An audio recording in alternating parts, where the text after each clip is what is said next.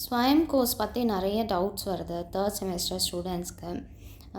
Actually பார்த்திங்கன்னா நமக்கு 2024 பேட்ச்லேருந்து என்ன சொல்லிட்டாங்க அப்படின்னா, அதாவது இப்போ தேர்ட் செமஸ்டர் படிக்கிற ஸ்டூடெண்ட்ஸ்லேருந்து எல்லாருக்குமே okay. So record note submit பண்ணலாம், ஸ்வயம் கோர்ஸும் அட்டன் பண்ணலாம், தமிழ்நாடு ஸ்வயம் கோர்ஸும் அட்டன் பண்ணலாம், சென்ட்ரல் கவர்மெண்ட் கோர்ஸும் அட்டன் பண்ணலாம், தமிழ்நாடு கோர்ஸும் அட்டன் பண்ணலாம் அப்படின்னு 3 ஆப்ஷன் நமக்கு வந்து கொடுத்துருக்காங்க.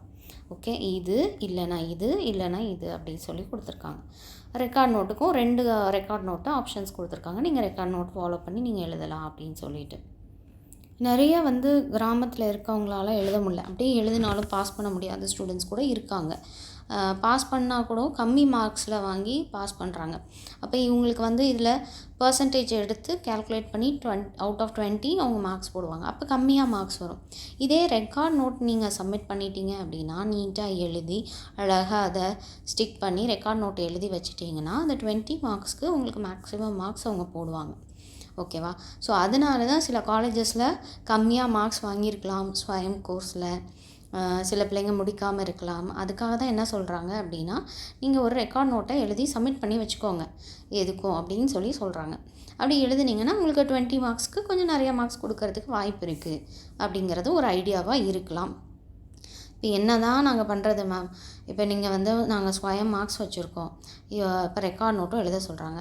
இப்போ நீங்கள் எதில் பெஸ்ட்டாக பண்ணியிருக்கீங்களோ அந்த மார்க்ஸை அவங்க எடுத்துப்பாங்க. ஓகேவா? நீங்கள் வந்து ஸ்வயம் கோர்ஸு நீங்கள் பண்ணி அதில் நிறையா மார்க் வாங்கியிருந்தீங்க, 100% வாங்கியிருந்தீங்கன்னா அந்த மார்க்ஸை எடுத்து நீங்கள் போட போகிறாங்க. அப்படி நீங்கள் கம்மியாக மார்க்ஸ் வாங்கியிருந்தீங்கன்னா இதில் எது கம்பேர் பண்ணுவாங்க, எது வந்து நீங்கள் பெஸ்ட்டாக பண்ணியிருக்கீங்களோ அதுக்கு தகுந்த மார்க்ஸை நீங்கள் வாங்கிப்பீங்க. அவ்வளோதான் டிஃப்ரென்ஸு.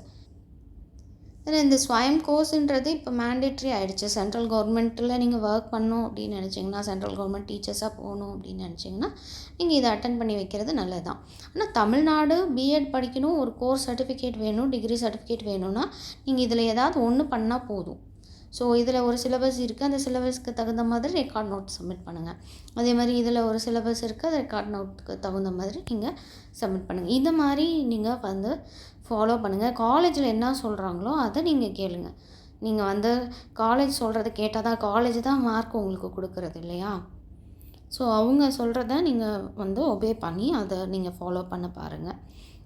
காலேஜில் நீங்கள் கேளுங்க கம்பல்சரியா அப்படின்னு சொல்லிட்டு.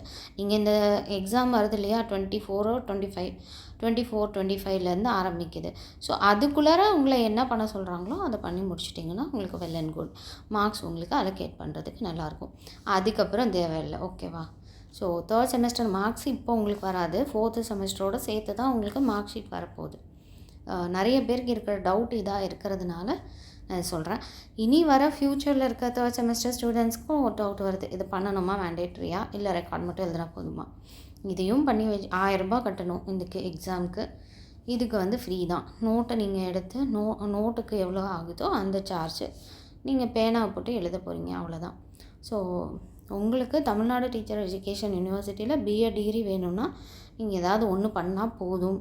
சென்ட்ரல் கவர்மெண்ட்டில் நீங்கள் ஏதாவது ஒர்க் வேணும், உங்களோட கோர்ஸை நீங்கள் காமிக்கணும், நிறையா கோர்ஸ் பண்ணியிருக்கீங்க அப்படின்னு நினச்சிங்கன்னா நீங்கள் இதை பண்ணலாம்.